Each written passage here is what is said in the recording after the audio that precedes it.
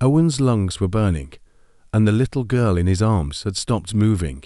Her hands, those small, desperate hands that had been signing words he couldn't understand, hung limp against his chest. The smoke was so thick he couldn't see 3 feet ahead.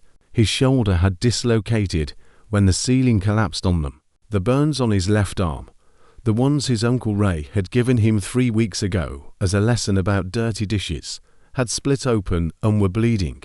He was 9 years old, carrying a dying stranger through hell, and every adult who'd driven past them in the parking lot had chosen to keep driving. The building groaned. Something above gave way with a crack that sounded like the end of everything.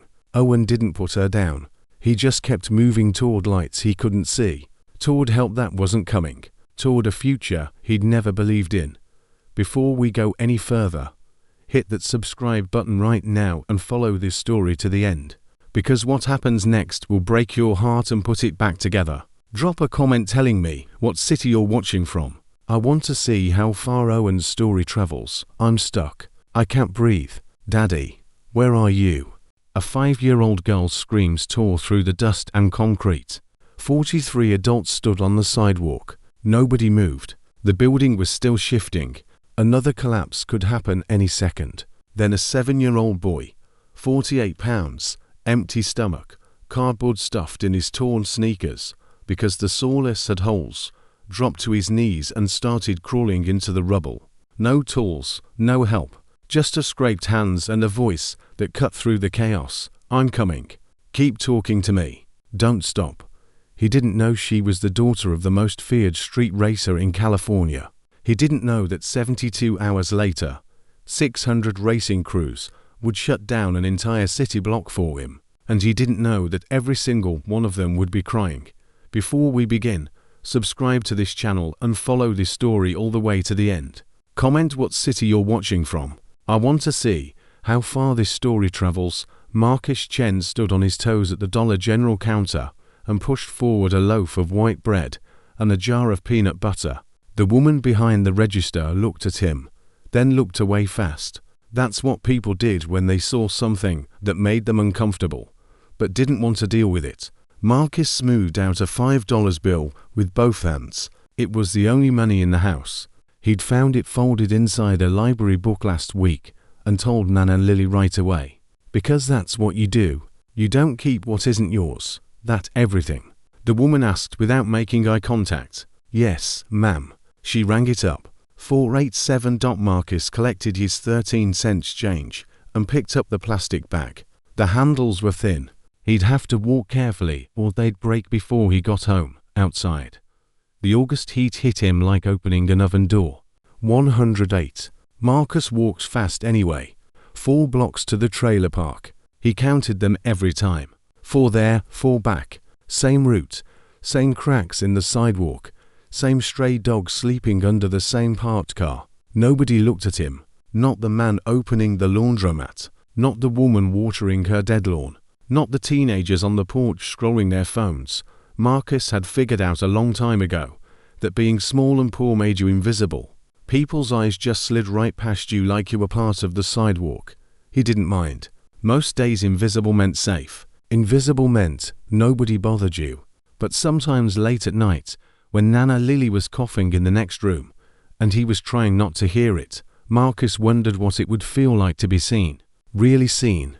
Not pitied or ignored. Just seen. The trailer was Unit 9, Riverside Mobile Home Park. 46 homes baking under the California sun. Most rusted, most leaning slightly like tired old men who'd given up trying to stand straight. Marcus pushed open the screen door. Nana. I got the bread. Lily Chen sat at the kitchen table with her reading glasses on, staring at a piece of paper. She was 66 years old. White hair pulled back tight. Thin arms, knees that popped every time she stood up. She worked cleaning rooms at the Riverside Motor Lodge from 6 o'clock in the morning until 2 o'clock in the afternoon.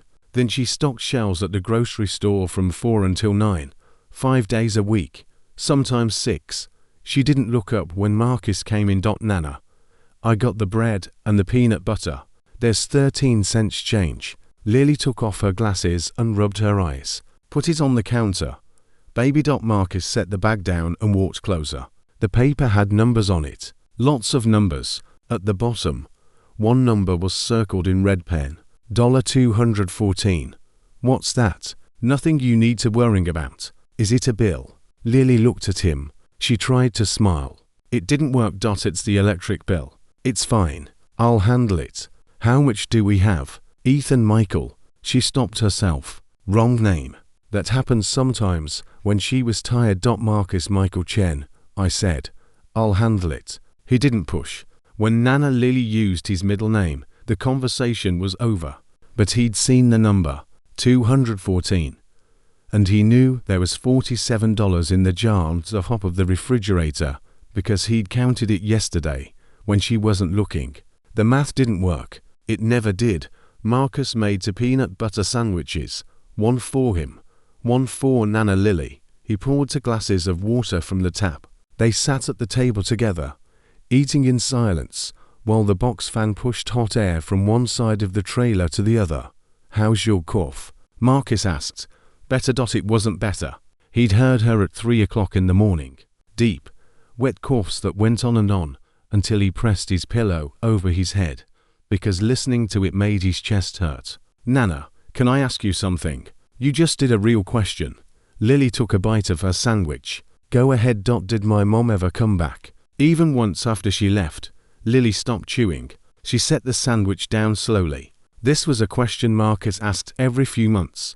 The answer was always the same, but he kept asking, like, maybe one day it would change. No, baby. She didn't come back. Do you think she wanted to? I think your mama had problems bigger than she could handle. Lily's voice was careful, measured.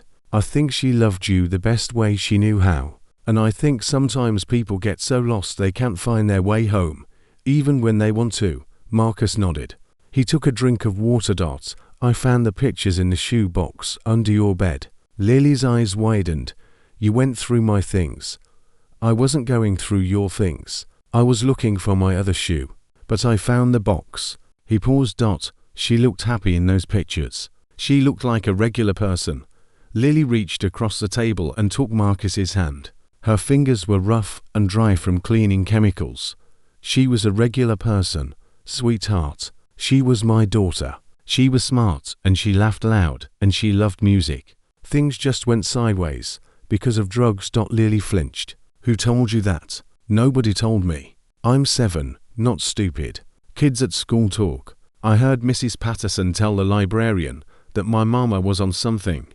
Lily squeezed his hand hard. Listen to me. Whatever happened to your mama doesn't say anything about who you are. You hear me? You are not her mistakes. You are you. And you are the best thing that ever happened to me. Marcus squeezed back. I know. Nana. Do you? Because I need you to really know it. I know it. Lily held his gaze for a long moment. Then she let go and picked up her sandwich. Eat your lunch and stay out from under my bed. After lunch, Marcus went outside and sat on the metal steps. The heat was so thick it felt like a blanket. You couldn't take off. He picked up a stick and started drawing in the dirt. A car, not just any car. A sleek race car with smooth lines and a low profile. The same car he drew every single day. He'd wanted to ride in a real race car for as long as he could remember. Not to drive it, just to sit in one. To feel what it was like to go that fast. To understand what it meant to move through the world like you owned it instead of like you were trying not to be noticed. He finished the drawing and stared at it.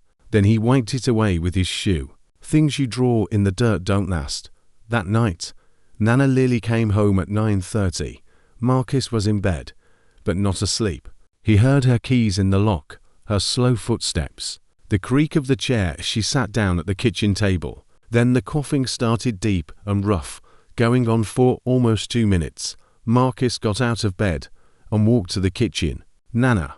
She waved him off, still coughing. He got her a glass of water and stood there until she drank it. I'm fine, she said when she could talk. Go back to bed. You need to see a doctor. I need to pay the electric bill. I need to buy groceries. I need to make sure you have shoes that fit before school starts. The doctor can wait. What if it can't? Lily looked at him. For just a second, Something crossed her face. Fear. Real fear. Not for herself, for him. What happens to a 7-year-old boy if the only person taking care of him can't do it anymore? She pushed the fear down fast. Marcus, I've been on this earth 66 years. I have survived things you don't even know about. A little cough is not going to take me out. Now go to sleep. He went back to bed.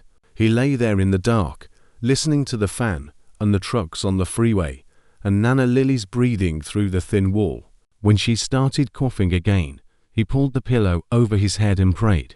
He wasn't sure who he was praying to. The pastor at the church talked about God like God was a person you could talk to. Marcus had tried talking to God before. God didn't answer, but Marcus figured it couldn't hurt to keep trying.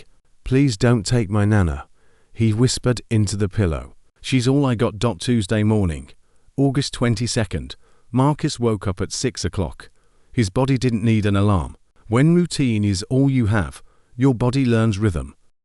He pulled on his cleanest shirt, blue, with a small hole near the hem, and his shorts and his sneakers with the cardboard stuffed in the toes. He drank water from the tap and ate the last piece of bread with a thin scrape of peanut butter. Nana Lily had already left for the motel. She'd left a note on the table in her careful handwriting. Soup kitchen opens at 7 o'clock on 5th and Oak. Go eat a real breakfast. I love you. Nana. Marcus folded the note and put it in his pocket. He kept all her notes. He had 11 of them in a shoebox under his bed. His own shoebox, different from hers. He locked the trailer door and started walking. 4 blocks to the main road, then 6 blocks east to the soup kitchen, past the auto parts store, past the laundromat, past the empty lot with the abandoned couch. The morning was already hot. By noon, it would be over 110. Marcus could feel the heat rising through the soreness of his worn-out shoes. He walked fast, not because he was in a hurry, because standing still in this heat felt like standing inside an oven. He got to the soup kitchen at 6:40. There was already a line. He counted the heads. 19 people ahead of him. Good. That meant he'd eat. The woman in front of him was muttering to herself, rocking back and forth. Marcus didn't stare. Everyone out here carried something heavy. Some carried it where you could see. Some carried it deep down where nobody could reach. At 7 sharp. The doors opened. The line moved. Marcus grabbed a tray. An old man with a grey beard scooped scrambled eggs onto his plate. A younger woman added toast and a little cup of grape jelly. Someone poured orange juice into a paper cup. Marcus found a seat at a long table near the back. He ate slowly. The eggs were warm and soft. The toast was a little burned on the edges. The juice was the powdered kind, too sweet but cold. It was the best meal he'd had in 3 days. He was grateful for every bite. Around him, people ate in silence or whispered to the person next to them. A radio on the counter played the morning news, weather report, traffic update, something about the city budget. Marcus finished his eggs and used the last piece of toast to wipe the plate clean. He was about to stand up when the floor moved. Not like a truck passing by. Not like the small vibrations he was used to. This was different. This was violent. The entire building lurched sideways, like something massive had slammed into it from underground. Marcus grabbed the edge of the table. The lights flickered. The radio fell off the counter and smashed.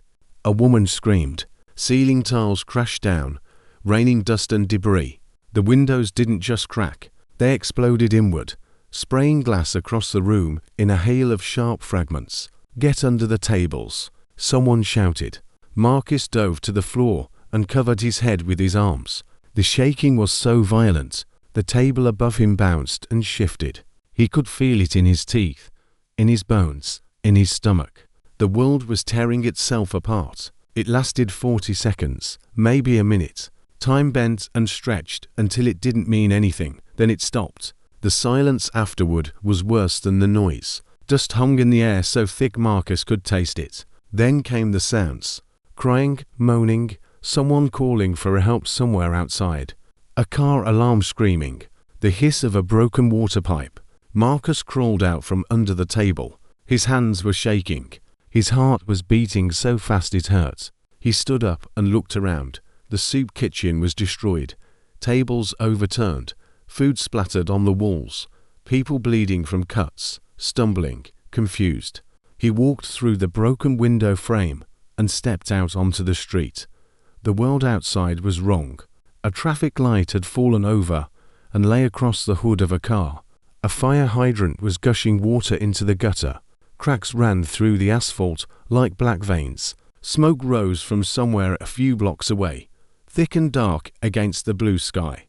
People were everywhere, running, screaming, standing still, and staring at nothing. A man sat on the curb with blood running down his face. His mouth was open, but no sound was coming out. Marcus started walking, not toward the trailer park, not away from the damage, toward it. His feet just moved. Something pulled him forward, something he couldn't name and didn't try to understand. 2 blocks ahead, he saw it. A building had collapsed, not all the way, but enough. The front wall had folded inward and pulled the roof down with it. Bricks and concrete and twisted metal beams lay in a massive pile that spilled across the sidewalk and into the street. A sign hung at a broken angle from one remaining chain. Marcus couldn't read all the words, just velocity and motors. Dust rose from the pile, smoke from a fire that was still burning. People gathered at the edges, holding phones, covering their mouths. Nobody moved toward the rubble. They just stood there, frozen, staring. Then Marcus heard it. A voice, small, muffled, buried. Help! Somebody help me, please. It was a child's voice. A little girl, maybe younger than him. Daddy, I want my daddy. Please, somebody help me. Marcus's entire body went cold, despite the 100 heat. That voice, that small, terrified voice coming from under tons of broken building. A man in a work shirt grabbed his arm. Kid, stay back. You can't go over there. Marcus pulled free. There's a girl in there. The fire department's coming. They'll get her out. Just stay back. She's crying. Can't you hear her? The man could hear her. Everyone could hear her. But nobody moved. Marcus dropped the man's hand and ran toward the rubble. Someone behind him yelled, "Somebody grab that kid." But Marcus was small and fast and already climbing over the first layer of broken concrete before anyone could reach him. The rubble was hot under his hands. Sharp edges bit into his palms. A nail caught his shin and tore a line of red across his skin. He didn't stop. He couldn't stop. That voice was pulling him forward like a rope tied around his chest. Hey! Marcus shouted into the cracks between the debris. Hey, I can hear you. Where are you? A pause. Then I'm here. I'm stuck. Something's on my legs and I can't move, and it's dark and I want my daddy. Keep talking. I'm coming. Are you a grown-up? No. I'm 7. I'm 5. My name is Sophia. I'm Marcus. Sophia. Keep talking to me. Don't stop. I need to follow your voice. Marcus crawled on his hands and knees across the rubble, pressing his ear to every gap. Behind him, adults shouted at him to come back. He heard the words dangerous, and aftershock and killed. He didn't care. Sophia was crying, but she was talking. My daddy's name is Rico. He drives the fastest cars. He has tattoos on his arms and a beard. And he makes me pancakes on Sundays. And he's not very good at braiding my hair, but he tries. And I have a cat named Turbo. And I want to go home. You're going to go home, Sophia. I promise. Keep talking. He found a gap between a fallen beam and a slab of concrete. It was narrow, very narrow. An adult wouldn't fit. A large child wouldn't fit. But Marcus Chen, who was small for 7 and thin from not eating enough, could fit. He squeezed through. The darkness swallowed him whole. He could smell dust and chemicals, paint or gasoline from the garage below. He could feel the weight above him, the entire collapsed building pressing down, held up by the random geometry of how the pieces fell. One shift, one aftershock, and it would all come down. Sophia. How close am I? I don't know. It's dark. I can hear you, though. You're getting louder. Marcus Army crawled on his stomach, pulling himself forward with his elbows. His chin scraped the concrete floor. His back pressed against rough debris above. The space got tighter and tighter until he was moving through a gap barely 18 in high. His hand touched something.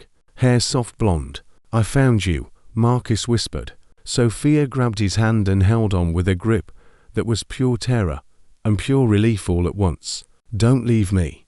Please don't leave me. I'm not going anywhere." Marcus pulled out the small flashlight keychain that Nana Lily kept on the trailer keyring. He always carried it. Nana said, "You never know when you'll need light." He clicked it on. Sophia Marie Martinez lay in a pocket of space about 4 feet wide. Two beams had fallen against each other like a tent, creating a tiny cave that saved her life. Without that accidental shelter, she would have been crushed.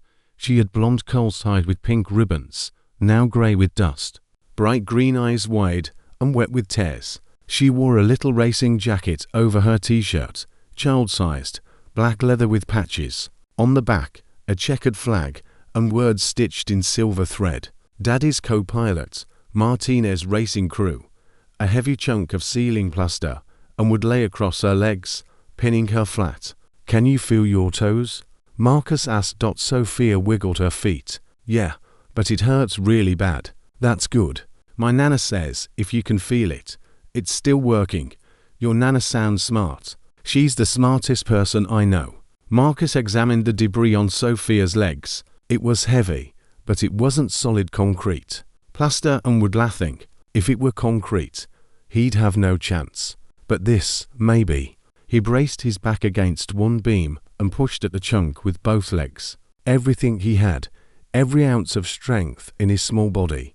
The debris shifted 1 inch. Dust rained down from above. Both children froze.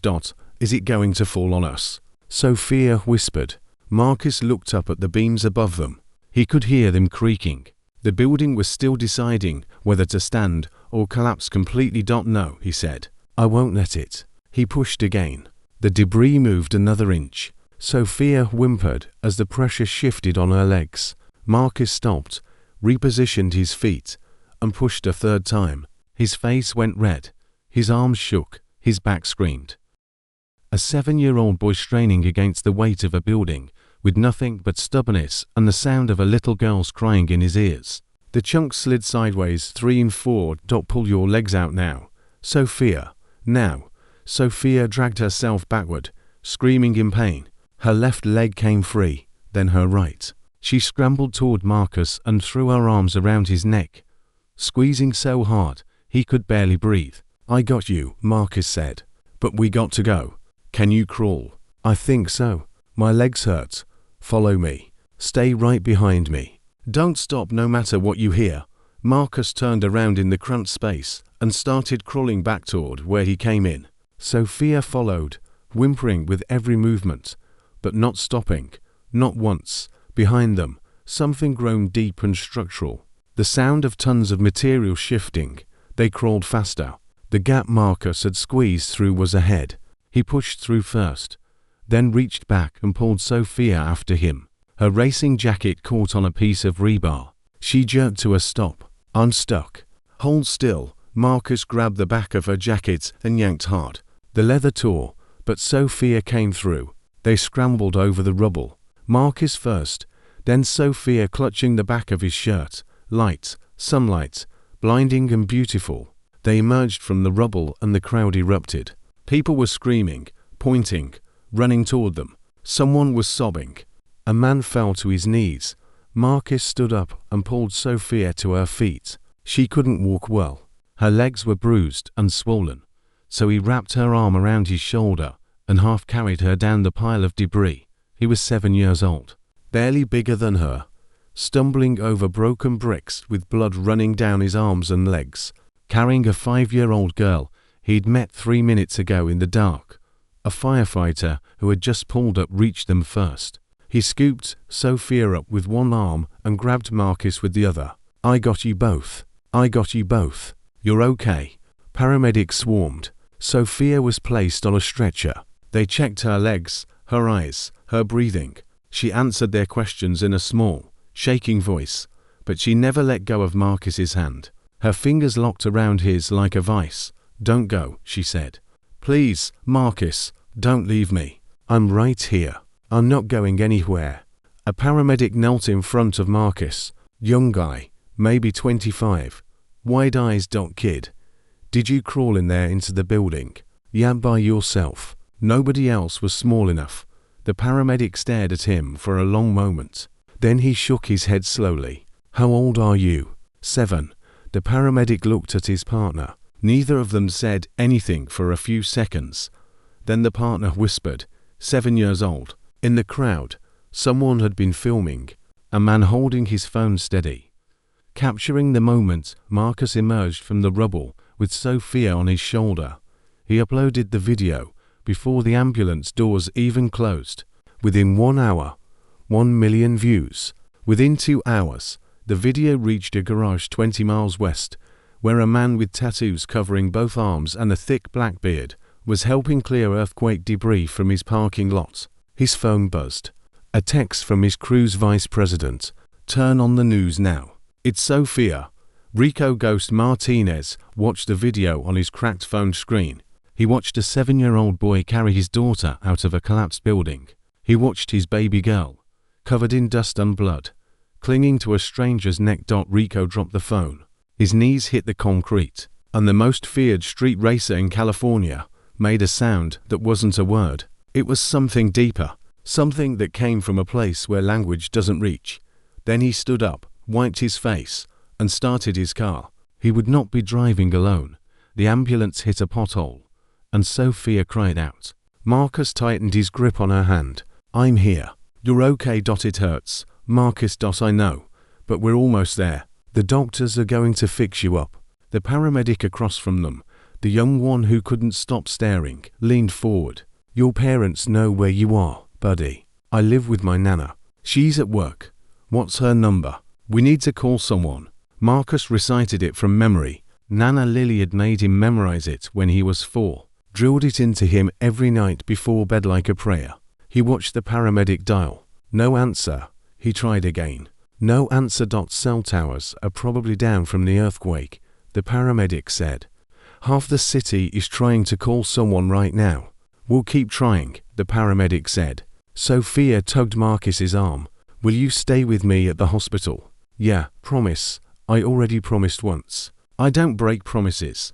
Sophia studied his face with those wide green eyes. Dust still covered her cheeks. Tear tracks cut clean lines through the grey. You came into the dark for me, she said. Nobody else came, just you. Somebody had to, but it was you. You're just a kid like me. And you came. Marcus didn't know what to say to that. He looked down at his hands. Both palms were torn up, raw and bleeding. His knees were the same. His shin had a gash where the nail caught him. His shirt was ripped almost in half. He looked like he'd been in a fight with something much bigger than himself. He had been. The ambulance stopped. The doors flew open. Noise hit them like a wave. Shouting, sirens, people crying, wheels on tile. The hospital was chaos. Every hallway packed, doctors running, nurses shouting orders, gurneys lined up against walls because there were no rooms left. They wheeled Sophia through the emergency entrance. Marcus walked beside the stretcher, his hand still locked in hers. A nurse tried to separate them. Honey, you need to come with me. We need to check you out, too. Sophia's grip turned to iron. No, he stays with me. He promised. The nurse looked at Marcus. Marcus looked at the nurse. I'm fine, he said. Just scratches. Let me stay with her until her dad gets here. Something in his voice, the calm, the steadiness, the way he spoke like someone 3 times his age, made the nurse pause. She nodded. Okay. But I'm sending someone to clean those cuts on your hands. They put Sophia in a curtained area at the end of a packed hallway. A doctor arrived within minutes. Tall woman with her hair pulled back tight. She examined Sophia's legs carefully, pressing, bending, watching Sophia's face for pain reactions. Left leg has a hairline fracture, she said. Right leg is badly bruised, but no break. We need X-rays to confirm. And I want to check for concussion. I hit my head, Sophia said when everything fell. It hurt a lot. But then my legs hurt worse, so I forgot about my head. The doctor almost smiled. You're a tough one, aren't you? My daddy says Martinez girls are made of steel. Well, your daddy's right. We're going to take good care of you, sweetheart. The doctor turned to Marcus. And who are you? He's my hero, Sophia said before Marcus could answer. He crawled in and saved me. He's 7. The doctor looked at Marcus's hands, his torn clothes, the blood drying on his shins. She crouched down to his level. You went into that collapsed building? Yes, ma'am. You know how dangerous that was? Yes, ma'am. But she was in there. The doctor held his gaze. Her eyes were doing something complicated. Admiration and horror mixed together. Don't move from this spot, she said. I'm sending someone to treat those wounds. A nurse came and cleaned Marcus' hands. She picked gravel and concrete dust out of his palms with tweezers. It stung badly, but he didn't flinch. He'd had worse. Last winter, he'd stepped on a broken bottle behind the trailer park and walked home bleeding for 3 blocks because there was no one to carry him. You're a brave kid, the nurse said, wrapping white gauze around both his palms. I'm not brave. I was scared the whole time. That's what brave means, sweetheart. Doing it scared. They took Sophia for X-rays. Marcus sat in a plastic chair outside the curtain, his bandaged hands in his lap. His stomach growled. He'd only had the soup kitchen breakfast before the earthquake hit. He was starving, but he didn't say anything. Everyone here was dealing with bigger problems than a hungry kid. A nurse brought him a juice box and a package of graham crackers. He said thank you 3 times. He drank the juice slowly, making it last. Sophia came back from X-rays 20 minutes later. The doctor confirmed the hairline fracture. They put her in a cast. She wanted pink. They had pink. While the technician worked on her leg, Sophia talked non-stop. My daddy is so big. He's the biggest person you've ever seen. He has a beard that goes all the way down here. She pointed to her chest. And he has a car that's so loud it shakes the windows. And he runs a garage where he fixes cars for racing. And he's the best driver in the whole city. Maybe the whole state. Best driver at what? The technician asked. Racing. Street racing. That's why I have this jacket. She looked down at her torn leather jacket. Oh no, it's ripped. Daddy's going to be so sad. He had it made special for me. The technician's hands paused for just a second. Marcus noticed the word street racing changed something in the room. A small shift like the air got heavier. My daddy's not scary, Sophia said, reading the silence. People think he's scary because he's big and has tattoos. But he cries at sad movies and he sings me songs at bedtime. And he once drove 40 to find my stuffed bear when I left it at a rest stop. Marcus smiled. It was the first time he'd smiled all day. An hour passed. Then 2. The hospital showed no signs of slowing down. More earthquake victims kept arriving. Marcus heard doctors talking about a school that partially collapsed on the other side of town. 17 kids injured to still missing. His stomach twisted. He thought about those kids in the dark. The same dark Sophia had been in. Sophia fell asleep. The pain medication they gave her pulled her under. Marcus sat beside her bed watching her breathe. He counted her breaths. 15 per minute. Steady. Even. She was safe. He thought about Nana Lily. She was probably out of her mind with worrying. If she'd heard about the earthquake, she'd be trying to get home to check on him. The trailer might be damaged. She might be hurt. He should go find her. But he'd promised Sophia he'd stay. Marcus Chen was 7 years old and already understood something most adults never learn. A promise is a promise, even when it costs you. At 4:17 in the afternoon, Marcus felt it before he heard it. A vibration in the floor, not an aftershock, something different, rhythmic, building, getting louder. Then the sound hit, a rolling thunder that grew and grew until it filled the entire hospital. Patients looked up from their beds. Nurses stopped mid-step. A child in the hallway started crying, thinking it was another earthquake. It wasn't an earthquake. It was engines, hundreds of them. Through the window at the end of the hall, Marcus could see the parking lot filling with cars. They poured in from the street like a chrome river, splitting into rows, filling every space. The drivers dismounted and formed up, a wall of leather and denim that kept growing and growing. Sophia's eyes flew open. She sat straight up and grabbed Marcus's arm. That's them. That's the crew. That means Daddy's here. The emergency room doors burst open and the racers came through. Not one or two, dozens. They filled the waiting room in seconds. Leather jackets covered in patches, tattooed arms, hard faces, heavy boots on tile floor. The hospital security guard took one look at the wall of people coming through his door and picked up his phone. At the front of the group was a man who made the others look small. Rico Ghost Martinez was 6'4" and 260 pounds, shaved head, thick black beard reaching his chest, arms covered in ink. His leather jacket carried more patches than Marcus could count. The one on the front said, "Ghost." His eyes were red and swollen. Tears were still wet on his cheeks. He hadn't stopped crying since he watched that video 20 meters away. Where is she? Rico's voice cracked the air open. Where's my daughter? A nurse stepped forward. She was shaking slightly, but held her ground. Sir, I need you to. Where is my daughter? Daddy. Sophia's voice came from behind the curtain at the end of the hall. Rico moved. He didn't walk. He didn't run. He moved like gravity had shifted, and his daughter was the center of the earth. Racers parted to let him through. Nurses stepped aside.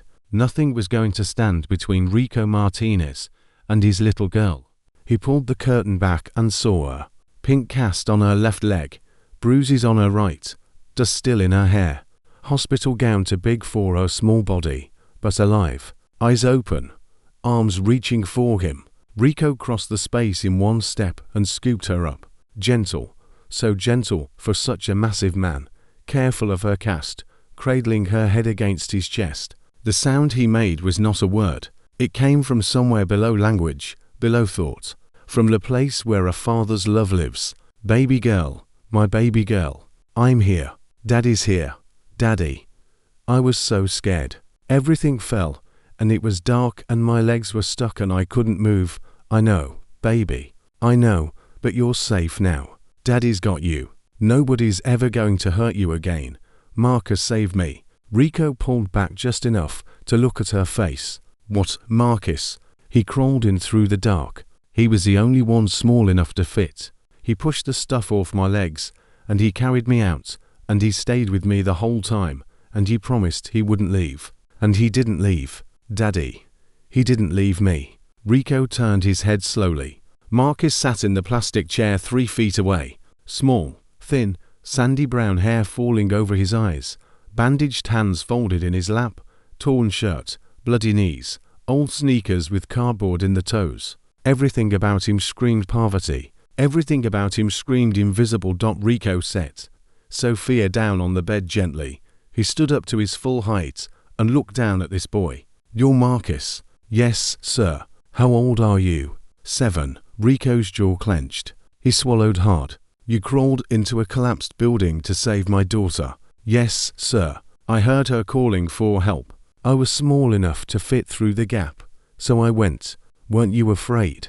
Yes, sir, a lot. But you went anyway. She was in there alone. I couldn't just leave her. Rico Martinez had been racing cars for 16 years. He had faced death 100 times at 150 miles per hour. He had buried friends. He had walked away from crashes that should have killed him. He dropped to both knees on that hospital floor and he wept. Not quiet tears. Not the kind you can hide. Deep shaking sobs that came from his chest and tore through him.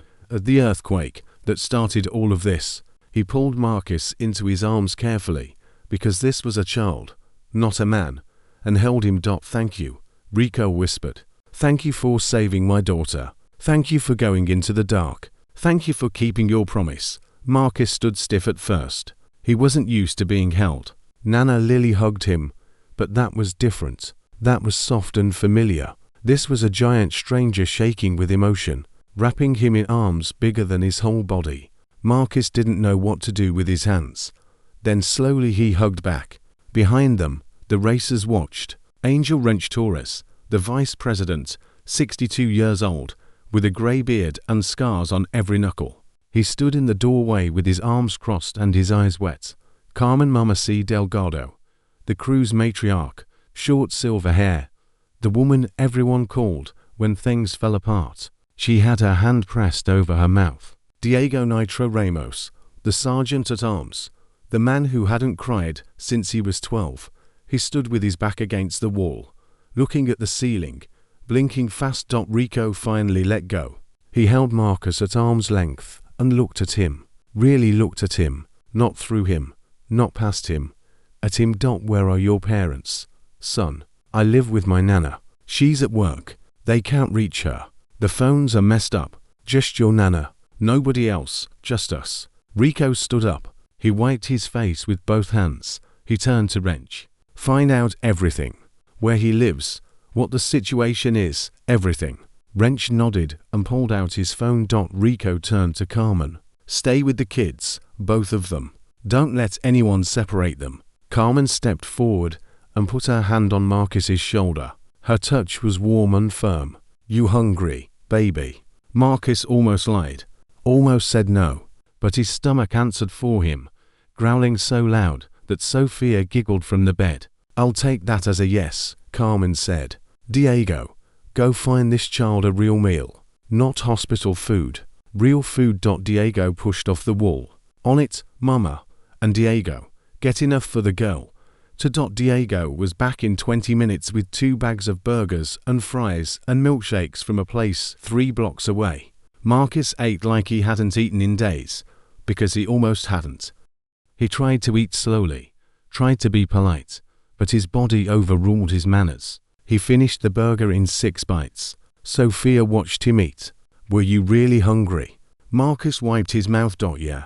Don't you eat dinner at your house? Sometimes there's not a lot of food. Sophia looked at her father. Rico heard every word. His jaw was tight. His hands were fists at his sides. Not angry at Marcus. Angry at the world that let a 7-year-old boy go hungry. Wrench came back with information. He pulled Rico into the hallway and spoke low.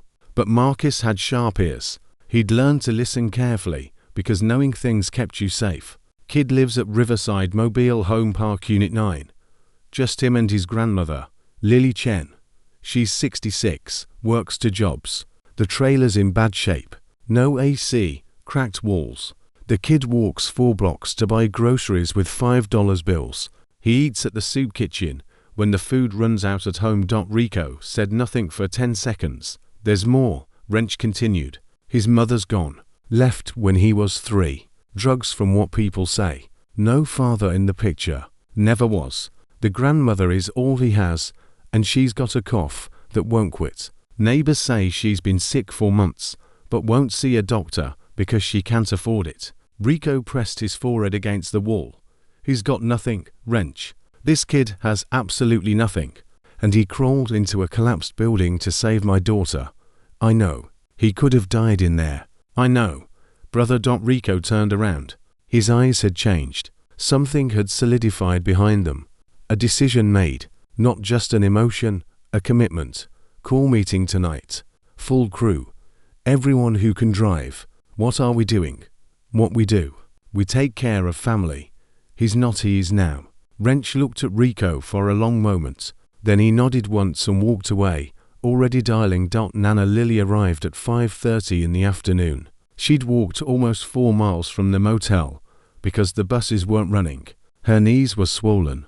Her face was grey with exhaustion. She'd heard about the earthquake on her radio at work and had been trying to reach Marcus for 3 hours. The phones were still down. She'd gone to the trailer first. He wasn't there. She'd gone to the soup kitchen. It was destroyed. She'd asked everyone she passed if they'd seen a small boy with brown hair. Nobody had. By the time a stranger with a working phone showed her the video, now at 8 million views, Lily Chen was convinced her grandson was dead. She watched the video standing on the sidewalk outside a gas station. She watched a small boy, her Marcus, the only person in the world she would die for, crawl out of a pile of rubble, carrying a little girl on his back. Lily walked the last mile and a half to the hospital on knees that screamed with every step. She found Marcus in a room full of racers eating ice cream that Sophia had insisted on sharing. He had a chocolate mustache. His hands were wrapped in white gauze. A leather-clad woman with silver hair had her arm around his shoulder. Lily stopped in the doorway. Nana, Marcus jumped off the chair and ran to her. He hit her at full speed, wrapping his arms around her waist, pressing his face into her stomach. Lily grabbed him and held on so tight her arms shook. Marcus Michael Chen. Her voice was barely a whisper. You scared me half to death. I'm sorry, Nana, don't you ever. I can't. She couldn't finish. The tears took her voice. Rico stood from his chair. He walked toward Lily and stopped a feet away. He towered over her. This massive man covered in tattoos and leather looking down at this small, exhausted grandmother with white hair and swollen knees. Ma'am, I'm Rico Martinez. That's my daughter Sophia on that bed. Your grandson saved her life today. Lily looked up at him. She was shaking from exhaustion, from emotion, from the 4-mile walk on bad knees. I know, she said. I saw the video. I thought when I saw him climb into that building, I thought I was going to lose him. He went in when nobody else would. Grown men stood around doing nothing. Your boy heard my girl crying, and he didn't hesitate. Not for 1 second. Lily looked at Marcus. She cupped his face and her rough, dry hands. That's because he's always been like that. Ever since he was tiny. Always running toward trouble. Always trying to help. Even when nobody helps him. Rico flinched. That last sentence hit him like a fist. Nobody helps him. Lily didn't say it with anger. She said it with the bone-deep tiredness of a woman who had been fighting alone for too long. I do my best, she continued. I work 2 jobs. I make sure he eats before I eat. I keep a roof over his head, even if that roof has cracks in it.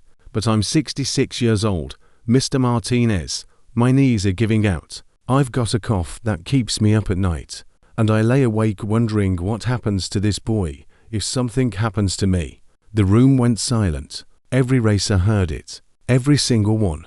Carmen closed her eyes. Diego turned away. Wrench stared at the floor. Rico knelt down until he was eye level with Lily. Mrs. Chen. I need you to hear something, and I need you to believe it. What's that? You are not alone anymore. Neither is Marcus. Starting right now. Lily shook her head. Mr. Martinez, I appreciate the sentiment, but we don't take charity. We manage. This isn't charity, ma'am. This is debt. Your grandson gave me back the most important thing in my life. There is no dollar amount on that. There is no way to repay it, but I'm going to spend every day trying.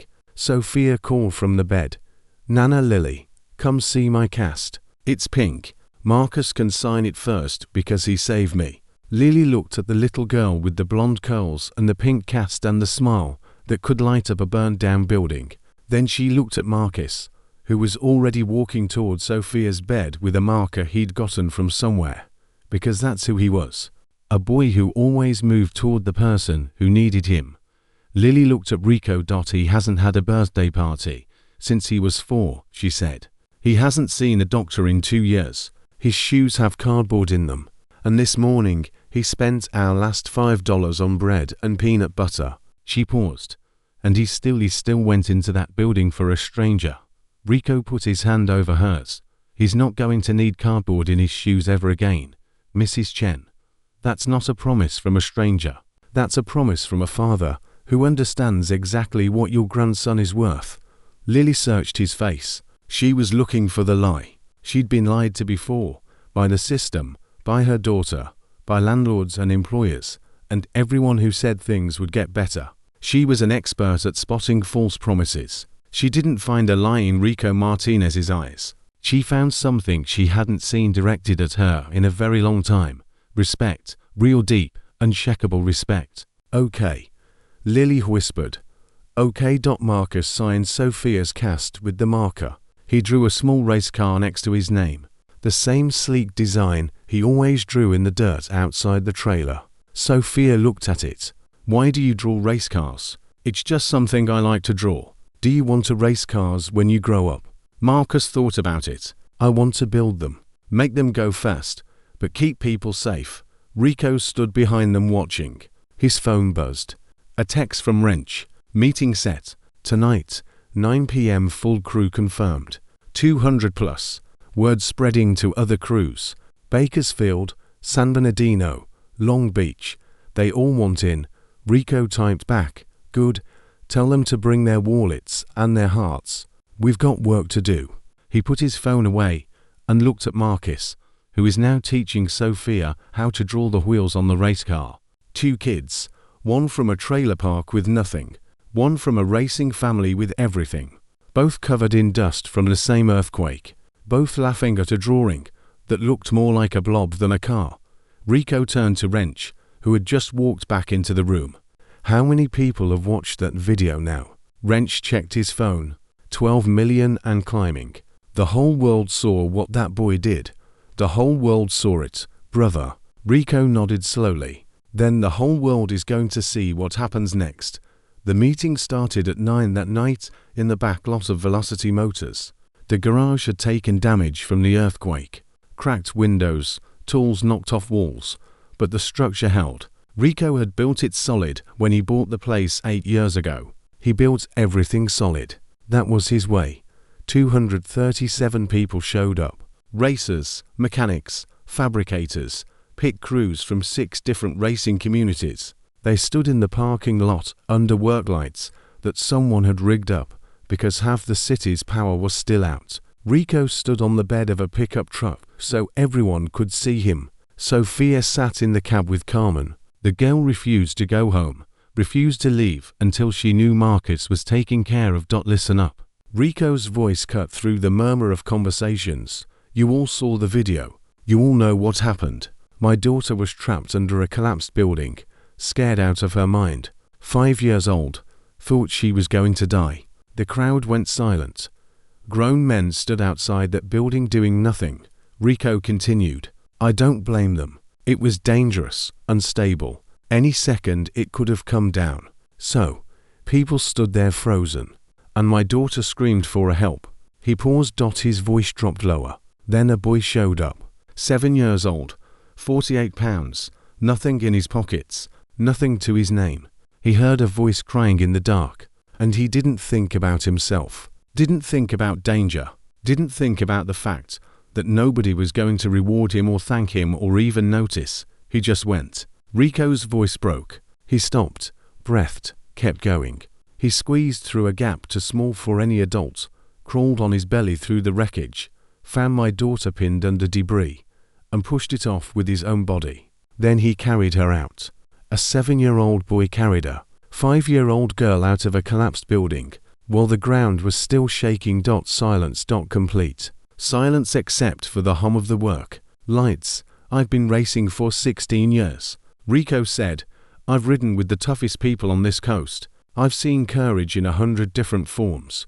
But I have never seen anything like what this boy did." He turned and pointed to where Marcus would be if he were here. But Marcus wasn't here. Marcus was at the hospital, with Lily getting his cuts cleaned and bandaged properly, getting examined by doctors who worked for free because Carmen's sister made phone calls. "Then I learned who this boy is," Rico said. "He lives in a trailer park with his grandmother, just the 2 of them. His mother left when he was 3, no father.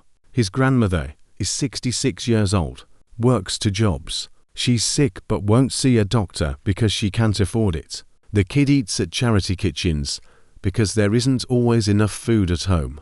His shoes have cardboard stuffed in the toes because the soles have holes." Someone in the crowd said, "Jesus." This morning, Rico continued, he spent his family's last $5 on bread and peanut butter, and this afternoon, he risked his life for my daughter. He didn't know who she was. He didn't know who I was. He didn't do it for a reward. He did it because that's who he is. Rico looked across the crowd at faces he'd known for years. Men and women who understood loyalty like it was oxygen. "I'm not asking for a vote," he said. "I already know the answer. I'm asking what we do and how fast we do it." Wrench stood up. Older guy, voice like gravel. "I've already made some calls. Here's the situation. The trailer they live in is falling apart. No air conditioning, cracked walls. The lot rent is $400 a month. And the grandmother is barely making it. She needs to see a doctor, but won't go because she can't afford it. The boy hasn't been to a dentist in his life. He starts 2nd grade in 2 weeks, and his grandmother is trying to figure out how to buy school supplies." Carmen spoke next. I talked to 3 crew wives this afternoon. We can organize everything. Furniture, clothes, food within 48 hours. But the big stuff needs the crew's backing. Rent, medical, the boy's future. Diego leaned against a car with his arms crossed. What about the video? Last I checked, it was at 18 million views. People are asking how to help. We could set up a fund. Rico nodded. Do it. But the fund is for the boy's future. College, whatever he needs when he's older. The immediate stuff, rent, medical, the trailer repairs. That comes from us, from the family. Because this is personal. A racer from the Bakersfield crew raised his hand. Older guy, maybe 60, with a white beard and a voice like gravel. Brother, I watched that video 6 times, showed it to my wife. She cried so hard, she couldn't talk. I drove 90 minutes to be here tonight. You tell me what you need, and I'll empty my savings account right now. Another voice from the San Bernardino group. Same here. Whatever it takes. Then another and another. Hands went up across the crowd. Voices overlapped. Rico had to raise both arms to quiet them down. Here's what we're going to do, he said. We fixed the trailer. New AC, new plumbing, structural repairs. Our guys can do most of the work. Carmen, coordinate the crew. Done. We pay the grandmother's lot rent. Not 1 month, not 6 months, 5 years. Prepaid. She never worries about it again. Wrench wrote it down. We get her to a doctor this week. Whatever she needs, we cover it. No arguments. Carmen nodded. We set up the fund for Marcus. College money. Diego, you handle the online side. Make it airtight. Every dollar accounted for. I don't want anyone saying this crew took a cent from a child. Diego straightened up. I'll have it live by morning. And one more thing. Rico reached under a tarp and pulled out something wrapped in brown paper. He unwrapped it slowly. A racing jacket, child-sized, black leather, hand-stitched. On the back, the Martinez Racing Crew patch, checkered flags, and a silver skull. Above it, Riverside chapter. Below it in red thread, 3 words, Little Racer, Crew for Life. And Marcus' name embroidered across the shoulders. Rico held it up. I had this made today. Carmen's daughter did the stitching. When we roll up to that trailer park. And we are going to roll up. This boy is going to know his family. He's going to know that 237 people have his back for the rest of his life. The crowd erupted. Not cheering exactly. Something deeper. A sound of agreement that came from the gut. Fists on car hoods, boots on concrete, heads nodding, some eyes wet. Rico folded the jacket carefully and set it down. We ride in 3 days. Full formation. Every crew that wants in. We show up at that trailer park, and we show this boy and his grandmother that the world didn't forget them, that someone sees them. Wrench looked around the crowd. All in favor. Every hand went up. Every single one. The next 3 days moved fast. Carmen organized the logistics, like a general running a campaign. She had 20 years of experience coordinating charity rides and community events. But this was different. This was personal. She could feel it in the way people responded. Normally getting volunteers meant phone calls and reminders and a little bit of guilt. This time people called her. Wives of crew members showed up at the garage with boxes of clothes. Children's clothes sorted by size, washed and folded. Someone donated a brand new backpack filled with school supplies, pencils, notebooks, crayons, a calculator, a ruler.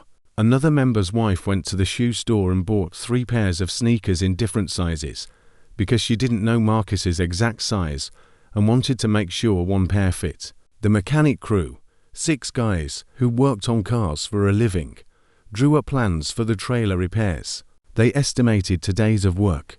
New air conditioning unit donated by a member who owned an HVAC company. New plumbing fixtures, patched walls, replaced windows.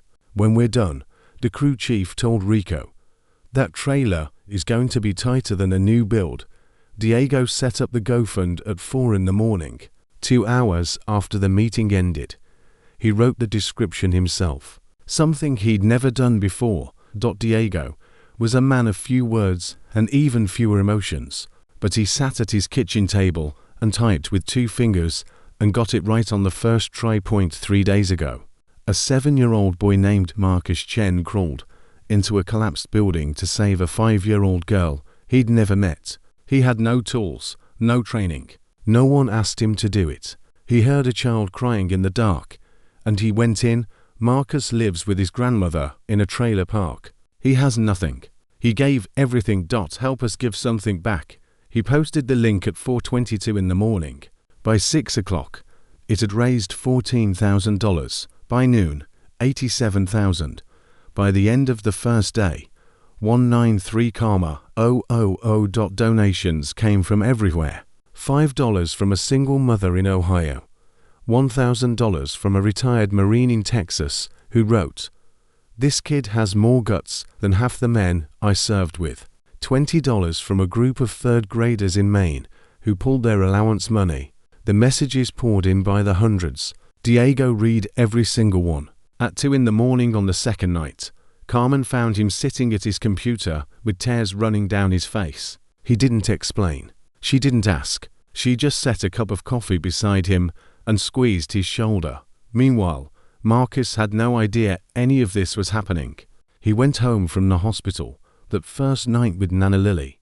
They walked because there were no buses and no money for a taxi. Lily's knees were so swollen she had to stop every 2 blocks. Marcus walked slowly beside her, matching her pace, pretending he wasn't doing it on purpose so she wouldn't feel embarrassed. Nana, lean on me. You're too small to lean on. No, I'm not. Try. Lily put her hand on his shoulder. He was too short for it to help much, but the gesture meant everything. They walked the last mile like that. An old woman and a small boy making their way through a city that was still shaking from aftershocks. The trailer was still standing. The crack in the wall had gotten wider. A window was broken, but it was standing. Marcus checked every room, while Nana Lily sat down and elevated her knees. Everything's okay, Nana. The fridge is still running. The fan still works. We're okay. Lily pulled him onto her lap. He was getting too big for it. All elbows and knees, but she held him anyway. Don't you ever do anything like that again. You hear me? Don't you ever crawl into a broken building. Promise me. Marcus was quiet for a moment. I can't promise that. Nana. Marcus, if someone needs help and I can help, I'm going to help. That's how you raised me. Lily's arms tightened around him. She pressed her face into his hair. He smelled like concrete dust and hospital soap. I raised you to good, she whispered. That's my problem. I raised you to good, and now you're going to give me a heart attack. I'll try to warn you first next time. She laughed. It turned into a cough. A bad one. Marcus got her water and stood there until she drank it all. Nana, please see a doctor. Please for me. Lily looked at his face, his serious to old eyes, the bandages on his hands, the scrapes on his chin. This boy who had crawled into darkness for a stranger was asking her for one thing. One thing. Okay, she said quietly. I'll make an appointment this week. This week. Thank you. He went to bed that night and fell asleep in 30 seconds. His body had nothing left. Lily sat at the kitchen table after he was asleep, looking at the electric bill, looking at the empty bread bag, looking at the jar on top of the refrigerator with $47 in it. She did the math. She always did. Rent, food, electric, gas for the stove, bus fare to work. The numbers didn't add up. They never did. She thought about what Rico Martinez said at the hospital. You are not alone anymore. She wanted to believe it. She'd wanted to believe a lot of things in her 66 years. Experience had taught her that promises were easy and follow-through was rare. But the way that man looked at Marcus, the way his hands shook when he knelt on that hospital floor, that wasn't performance. That was real. Lily went to bed with her knees aching and her chest tight. She coughed for 20 minutes before sleep finally took her. In the other room, Marcus slept deeper than he had in months. His bandaged hands curled under his chin. The next day, Rico called Lily. He'd gotten her number from the hospital records. She almost didn't answer. Unknown number. Could be a bill collector. Could be the landlord about the broken window. She answered on the 5th ring. Mrs. Chen. This is Rico Martinez, Sophia's father. Mr. Martinez, how is Sophia? She's good. She's already driving me crazy wanting to get out of the house. That girl does not sit still. He paused. How's Marcus sleeping? He's been sleeping since we got home last night. I think his body just shut down. Let him sleep. He earned it. Another pause. Mrs. Chen. I need to talk to you about something.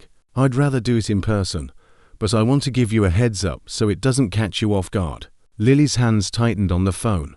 Here it comes, she thought. The catch. There's always a catch. Some people from the crew want to come by to fix up your trailer. New AC, new windows, some repair work. All free, all donated. Silence. Mrs. Chen, I'm here. I'm just why. Because your grandson saved my daughter, and he's living in a trailer with no air conditioning and 110 heat. That's not right. And we can fix it. So, we're going to fix it. Mr. Martinez.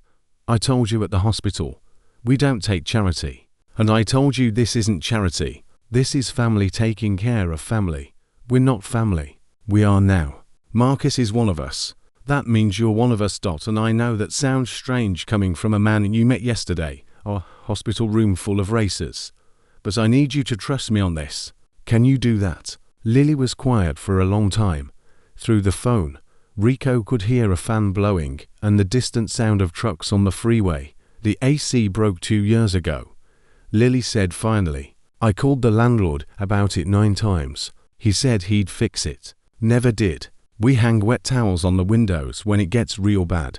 Rico's grip on his phone tightened until his knuckles went white. That ends this week, Mrs. Chen. And the window that broke in the earthquake.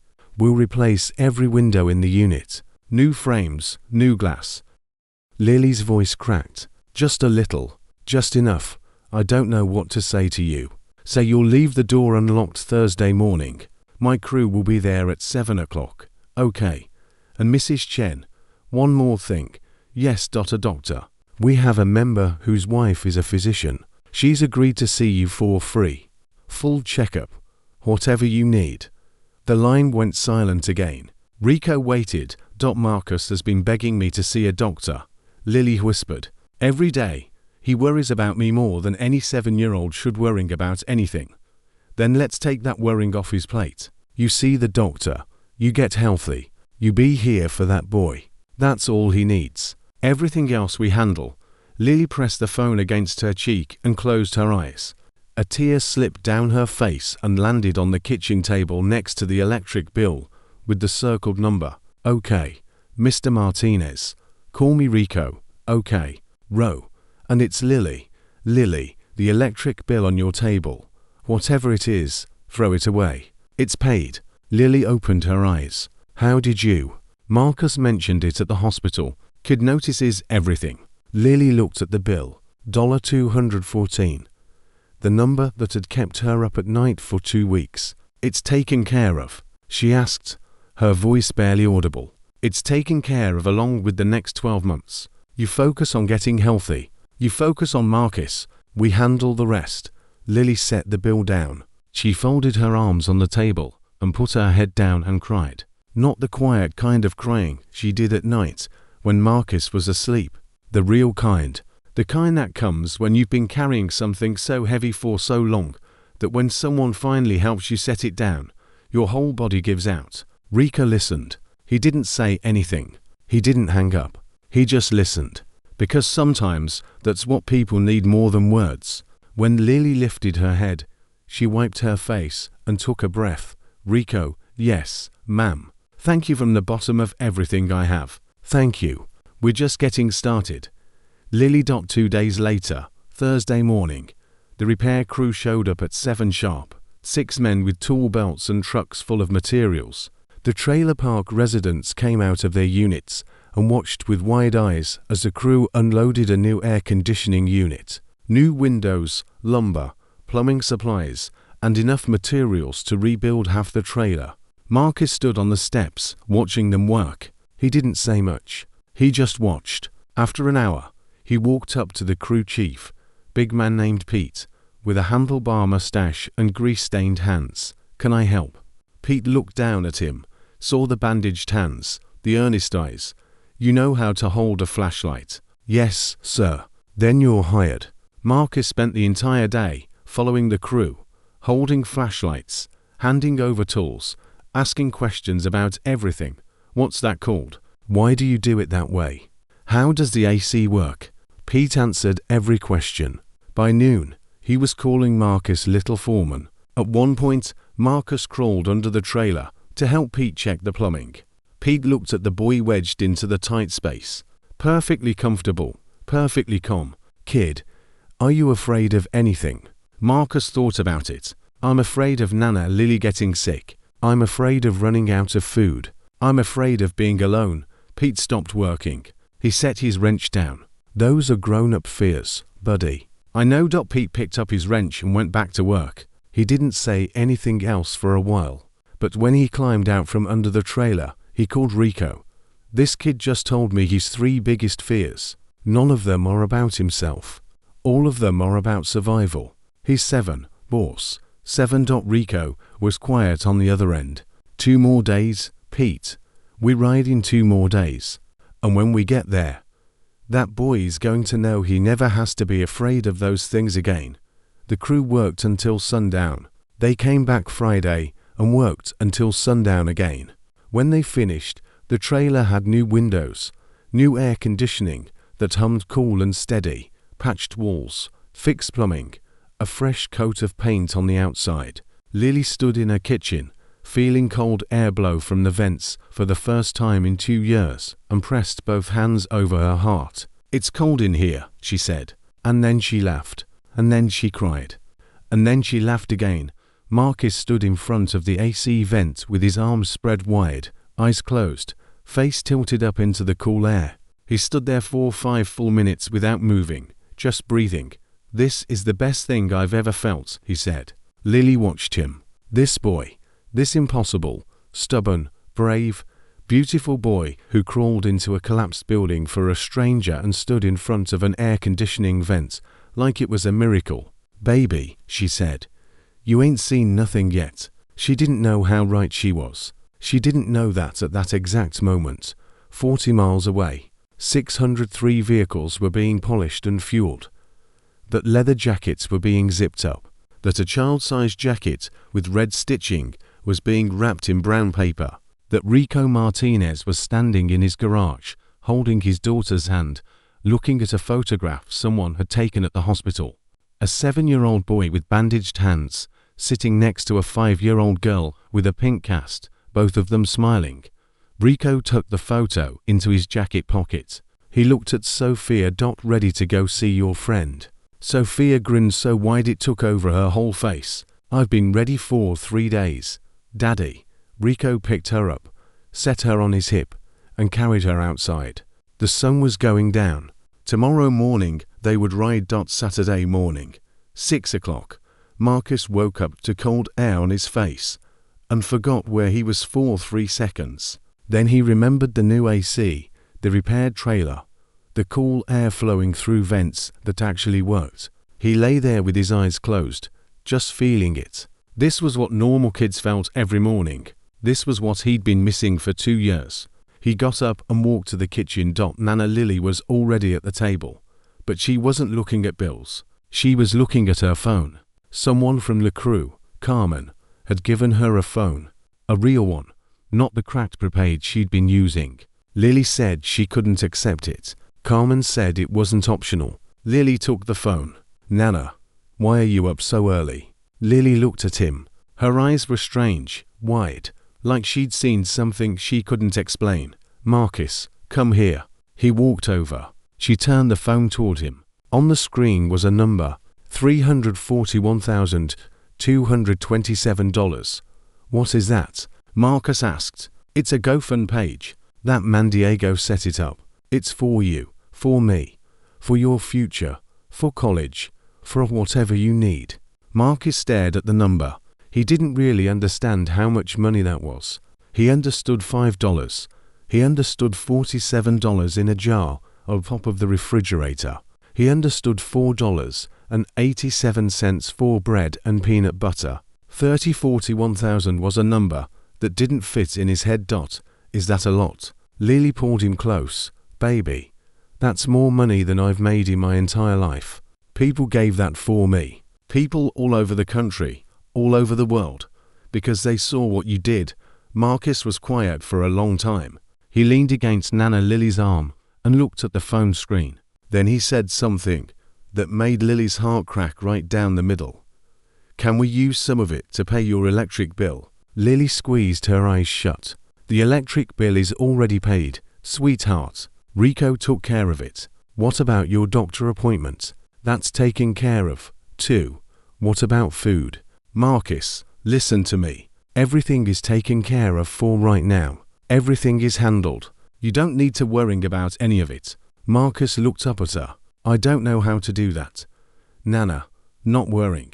Lily cupped his face in her hands. I know, baby. I know. We're both going to have to learn. At 7:30, Lily's phone rang. It was Rico. Lily, good morning. How's our boy? He's eating cereal. Real cereal from a box. Not the generic kind. He's been staring at it like it's Christmas morning. Rico laughed, but it caught in his throat. Listen, we're going to be heading your way soon. Wanted to give you a heads up. How many people? Rico, a pause. A few. Rico, 603 give or take. Lily sat down. 600. Rico, this is a trailer park. There's one road in and one road out. Where are you going to put 600 cars? We'll figure it out. We always do. Just make sure Marcus is outside around 10 o'clock. Rico and Lily. He doesn't know what's coming. What video? Gerald stared at him. Son, you don't know. You're all over the internet. My granddaughter in Michigan sent me the link. 50 million people have watched you pull that girl out of that building. Marcus turned to Lily. 50 million. Lily hadn't told him. She'd been trying to protect him from the attention, from the weight of what he'd done turning into something public and permanent. But the world had found him anyway. The world always finds you when you do something that matters. People are inspired by what you did, Marcus, Lily said carefully. That's a good thing. But I didn't do it for a video. I didn't even know anyone was filming. I know, baby. That's exactly why people love it. Because you didn't do it for attention. You just did it. Marcus set his cereal down. His forehead wrinkled, the way it did when he was thinking hard about something. Nana, do you think my mom saw the video? Lily's breath stopped. She hadn't expected that. Of all the things this boy could be thinking about, the money, the attention, the races, the future, he was thinking about his mother. The woman who left. The woman who chose something else over him. I don't know. Baby, if she saw it, do you think she'd be proud of me? Lily grabbed him and pulled him against her chest, so hard the cereal bowl almost tipped. Anyone who isn't proud of you is a fool. Marcus Chen, your mama, wherever she is, would be the proudest woman on earth if she could see what you did. Don't you ever doubt that. Marcus pressed his face into her shirt. He didn't cry. He'd trained himself not to, but his body shook just a little, and Lily held him tighter and let her own tears fall into his sandy brown hair. 9:45. Lily heard it before Marcus did. Her ears were old, but she knew that sound, low, distant, like thunder rolling in from the west, except the sky was perfectly clear. Marcus lifted his head. Is that thunder? No, baby, that's not thunder.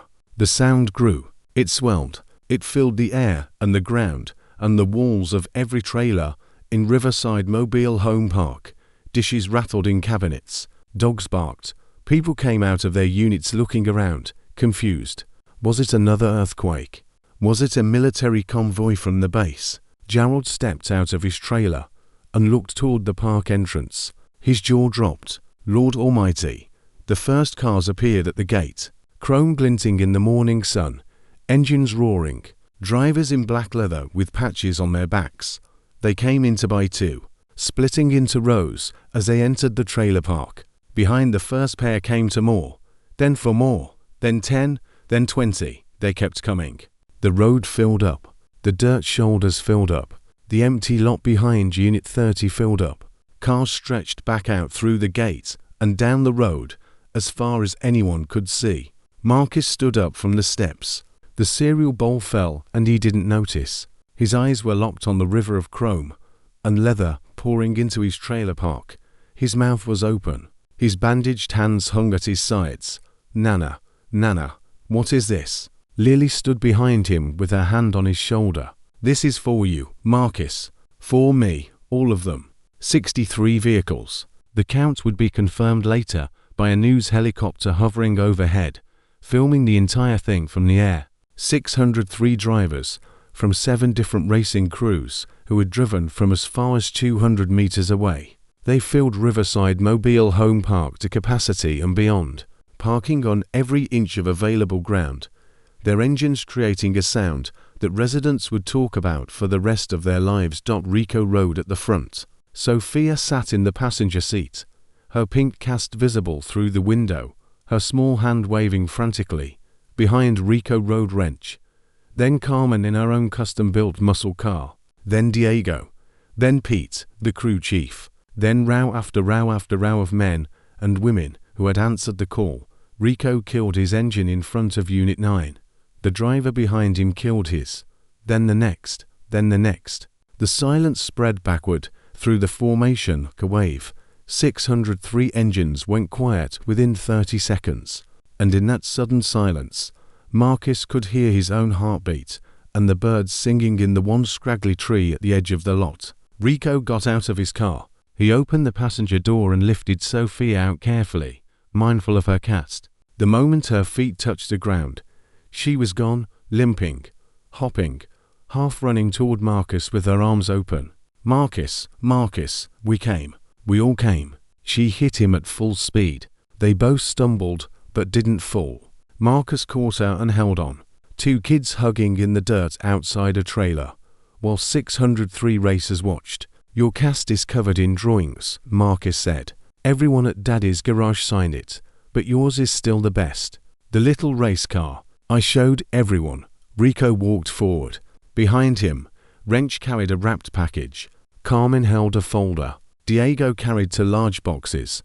The racers stayed with their vehicles, forming a wall of leather and denim that stretched the entire length of the trailer park. Every resident of Riverside Mobile Home Park was outside now. 46 trailers worth of people standing on their steps, sitting on lawn chairs, watching something they'd never seen before and would never see again. Gerald had tears running down his face, and he didn't care who saw. Rico stopped in front of Marcus. He looked down at this small boy. Sandy hair, bandaged hands, torn sneakers with cardboard in the toes. This boy who had nothing and gave everything.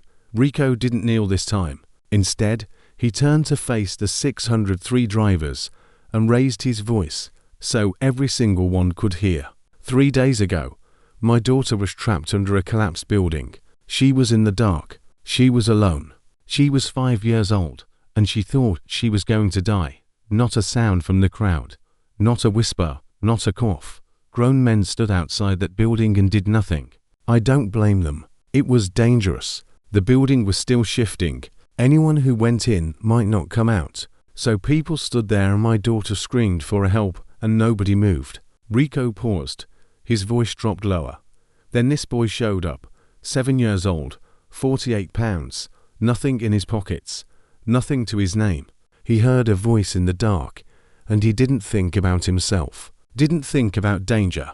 Didn't think about the fact that nobody was going to reward him or thank him or even notice. He just went. Rico turned back to Marcus. He squeezed through a gap too small for any adult. He crawled on his belly through the wreckage. He found my daughter pinned under debris, and he pushed it off with his own body. Then he carried her out. A 7-year-old boy carried a 5-year-old girl out of a collapsed building while the ground was still shaking. Rico's voice broke. He stopped, breathed, kept going. I am Rico Martinez. I've been racing for 16 years. I've ridden with the toughest people on this coast. I've seen courage in 100 different forms, but I have never seen anything like what this boy did. He reached out and put his hand on Marcus's shoulder. Marcus was shaking, not from fear, from the overwhelming weight of 603 pairs of eyes looking at him, seeing him. For the first time in his life, hundreds of people were looking directly at him and not looking away. Marcus Chen, Rico said. The racing community wants to honor you. Wrench stepped forward and unwrapped the brown paper. The jacket, small, child-sized, hand-stitched black leather. The skull and checkered flags patch on the back, Riverside chapter above it. And below in red thread, Little Racer, Crew for Life. And Marcus's name embroidered across the shoulders. Wrench held it out. This means family, Marcus. It means every person standing in this trailer park has your back today, tomorrow, for the rest of your life. You need something, you call. We come running. No questions. No hesitation ever. Marcus stared at the jacket. His lips pressed together hard. His chin trembled. He reached out and touched the leather with his bandaged fingers. I'm not a racer, he whispered. Doesn't matter, Rico said. This isn't about cars. It's about heart. And kid, you've got more heart than anyone I've ever met. Marcus looked back at Nana Lily. She stood on the trailer steps, both hands over her mouth, tears pouring down her cheeks. She nodded just once, a nod that said, "Take it, baby. You earned this. You deserve this." Marcus turned back to Wrench and took the jacket. He held it in his hands like it was made of glass. Wrench helped him put it on. The leather was warm and heavy on his small shoulders. It hung past his hips. The patches on the back were bigger than his shoulder blades. He looked like a kid playing dress-up. Except nobody was playing. Every person there knew this jacket meant something real. Sophia clapped her hands. Now you look like us, Marcus. You look like family. Carmen stepped forward with the folder. Her voice was steady, but her eyes were shining. We took care of a few things, Marcus. You and your Nana. She opened the folder. First, your Nana's lot rent is paid for 5 years. Prepaid.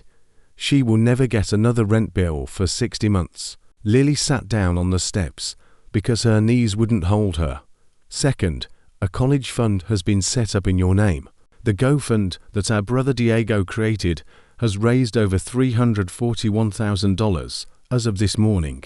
That money is in a trust. It will be there when you're ready. Marcus turned to Nana Lily. Nana, did you hear that? College. I can go to college. Lily couldn't speak. She just nodded, trying too hard to form words. Third, your Nana has a medical appointment Monday with Dr. Sarah Reeves. Full checkup, everything covered. And Marcus, we've also set up appointments for you. Doctor, dentist, eye exam, everything a growing boy needs. I've never been to a dentist. Marcus said. You're like Dr. Chen, Carmen said. He gives out stickers. Diego stepped forward with the 2 boxes. He set them down and opened the first one. Inside were clothes, new clothes, t-shirts, jeans, shorts, socks, underwear, all the right size. Someone had done their homework. Diego opened the second box. 3 pairs of sneakers. We didn't know your exact size, Diego said. So, we got 3. Try them on. Keep the ones that fit. Donate the rest if you want. Marcus dropped to the ground, right there in the dirt, and pulled off his old sneakers. The cardboard inserts fell out, flattened. Dirt-stained pieces of a cereal box that he'd cut to shape with Nana Lily's kitchen scissors. They lay in the dust like evidence of a life that was ending right here, right now. Diego stared at those pieces of cardboard. This man who hadn't cried since he was 12. This man who had held it together through the meeting, through the GoFund, through reading thousands of messages from strangers. He looked at 2 pieces of cardboard that a 7-year-old boy had put in his shoes because the soles had holes, and something inside him broke. Diego turned away from the crowd. He walked 3 steps toward the nearest car and put his hand on the hood to steady himself. His shoulders shook. He pressed his other hand over his eyes. And he cried. Not quiet tears, real body-shaking sobs that he couldn't stop and didn't try to. It spread like wildfire. Wrench saw Diego break, and his own composure shattered. He pressed his lips together so hard they went white. But the tears came anyway. Carmen didn't even try to hold back. She stood with her arms crossed and her chin up, and let the tears flow freely. Pete, the crew chief, who'd spent 2 days fixing the trailer and calling Marcus Little Foreman, leaned against his truck and wept, one by one, across 603 drivers. The toughest men and women in Riverside broke down, not because someone told them to, not because it was expected, because a 7-year-old boy was sitting in the dirt trying on new shoes with a look on his face like he'd been handed the world, because cardboard inserts from a cereal box were lying in the dust, because this child, this brave, quiet, invisible child, had never owned a pair of shoes without holes. Marcus found the pair that fit, size 2 1/2, blue and white, with real laces and a cushioned sole. He stood up and took 3 steps, and his eyes went wide. Nana, there's no rocks. I can't feel any rocks. Lily made a sound that was half laugh, half sob. That's how shoes are supposed to feel, baby. They're so soft. The bottom is squishy. Marcus walked in a small circle, testing the shoes, pressing his feet against the ground, marveling at the simple miracle of footwear that worked. Then he stopped. He looked up at the hundreds of people who had come for him, at the tears on their faces, at the leather and chrome and patches and hard hands wiping wet eyes. Why is everyone crying? Marcus asked. Rico walked over and crouched down. Because you're worth crying for, Marcus, and because most of these people have been where you are. Maybe not exactly, but close enough. They know what it feels like to have nothing. They know what it feels like to be invisible. And they know what it means to finally be seen. Marcus looked at Rico with those 2 old eyes. I wasn't invisible, you know. Not really. Nana always saw me. Mrs. Patterson at the library always saw me.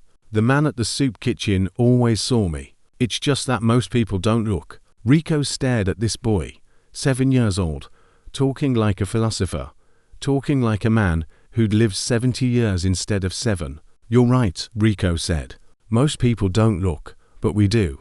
And we're never going to stop looking. You understand me. You are seen, Marcus Chen, right here, right now. And from this day forward, you will never be invisible again. Then there was one more thing. Diego, who had pulled himself together enough to walk back to the group, wheeled something forward from behind a truck. A bicycle, brand new, blue and silver with handbrakes and a water bottle holder. A small Martinez Racing Crew sticker on the frame. Every racer starts with 2 wheels, Diego said.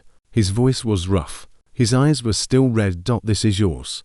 Marcus's hands flew to his mouth. He didn't move. He just stood there staring at the bike. This boy who had wanted a bicycle for 2 years, who had drawn one in the dirt 100 times and then wiped it away because things you draw in the dirt don't last. This one would last. Marcus walked to the bike slowly like it might disappear if he moved too fast. He touched the handlebars. He squeezed the brakes. He ran his bandaged fingers over the frame.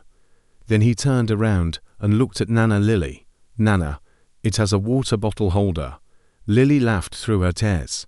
Of all the things, the money, the vest, the shoes, the 5 years of paid rent, the thing that broke through was a water bottle holder on a bicycle. It sure does.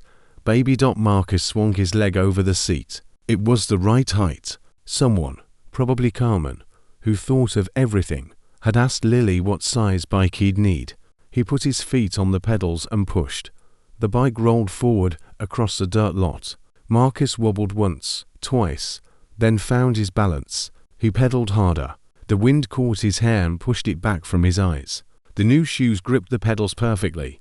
The vest flapped against his back, the checkered flags patch catching the sunlight. He rode in a wide circle around the trailer park, past all 603 vehicles, past all 603 drivers who had come to tell him he mattered. Some of them cheered, some of them clapped, some of them just watched through wet eyes as a 7-year-old boy on a blue bicycle rode circles in the dirt with the biggest smile anyone had ever seen. Sophia stood at the edge of the circle, bouncing on her good leg, waving her cast-covered arm. Go, Marcus, go faster. Marcus rode past her and shouted, I'll come back for you when your leg's better. I'll teach you to ride. Promise, promise. She couldn't ride yet, but she could ring the bell. And she rang it over and over, laughing every time. Yeah, Wrench said. We did good. The racers didn't leave right away. They stayed 4 hours. Someone brought a grill and started cooking. Someone else brought coolers of water and soda. The trailer park turned into something nobody had ever seen before. A block party thrown by the racing community for a 7-year-old boy and his grandmother. Neighbors who had lived at Riverside Mobile Home Park for years came out and joined in. Gerald sat in a lawn chair, telling anyone who would listen that he'd known Marcus was special from day one. The woman from Unit 22, who had never spoken to anyone, brought out a plate of homemade cookies and set them on a table without a word. Kids from the park rode Marcus' bike in turns while he supervised, making sure everyone got equal time. Lily sat in a chair that Carmen had brought her, watching everything with an expression that was hard to read. Disbelief, maybe gratitude, certainly, but also something else, something deeper. The slow, tentative realization that maybe things were going to be different now. That maybe this wasn't a dream she'd wake up from. That maybe the weight she'd been carrying for 7 years was finally being shared. Rico sat down beside her. "How are you doing, Lily?" "I'm overwhelmed, Rico. I don't have words for what you and your people have done." "You don't need words. Just promise me you'll let us keep showing up." Lily watched Marcus. He was showing Sophia how to draw a race car in the dirt with a stick. The same car he always drew. Sleek, fast, perfect lines. "He draws that car every day," Lily said. "Every single day. A real race car. The kind that goes fast and wins." Rico looked at the drawing in the dirt. He didn't say anything for a while.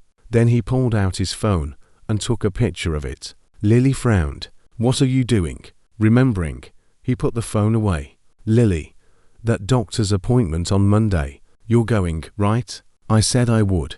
"Good, because Marcus told me at the hospital that you've been coughing 4 months. He said it keeps him up at night." Lily's jaw tightened.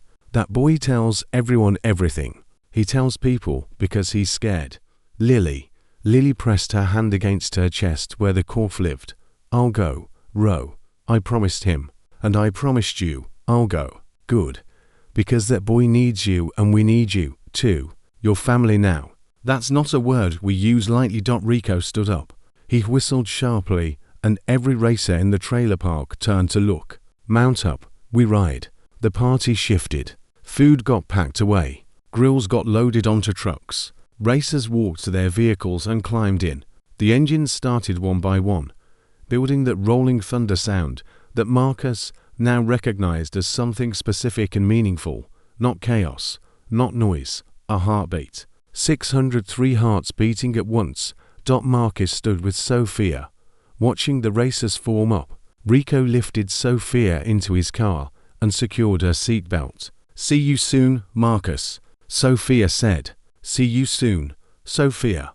Rico looked at Marcus. "Monday after school, the garage. I want to show you something." "What? You'll see. Just be there." Rico started his engine and pulled out of the trailer park. The procession followed to by two, row by row.